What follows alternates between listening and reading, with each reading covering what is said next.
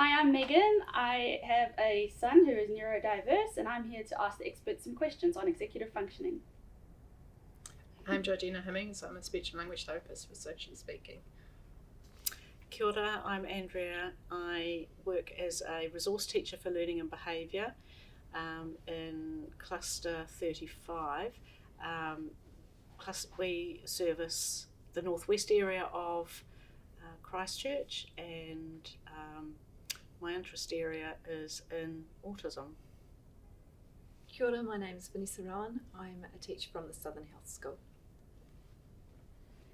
Thank you. So I have done a lot of research, but I hadn't come across executive function. And so I thought a good question for today could be, what even is it? Can you tell us? So it's all of the skills that you need to be able to achieve a goal. It's split down into quite a lot of different skills and different skill areas, ranging from inhibition,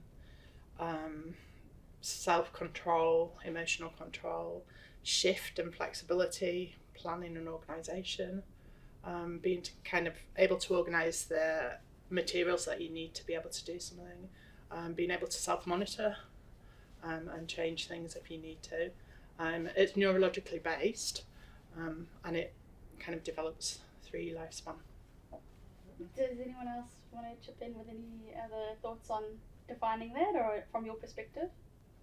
I think Georgina's done a good job. Yeah, they're cognitive skills. It's kind of the way that I look at it.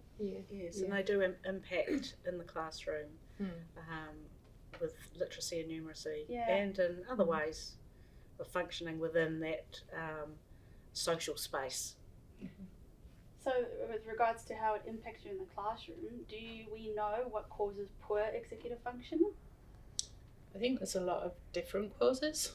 Sometimes it can arise from an underlying diagnosis, so ADHD, autism, sometimes obsessive compulsive disorder. Anxiety plays a big part in it, depression, and then sometimes it can have causes outside of that. So if you're thinking about older generations, then it would be any kind of brain damage or trauma to the brain, and anything degenerative. So as they get later in life, things like Alzheimer's and dementia are going to have an effect on executive function. So it's not just related to neurodiverse people. It No. is just a term for something that could happen to any one of us. Yeah.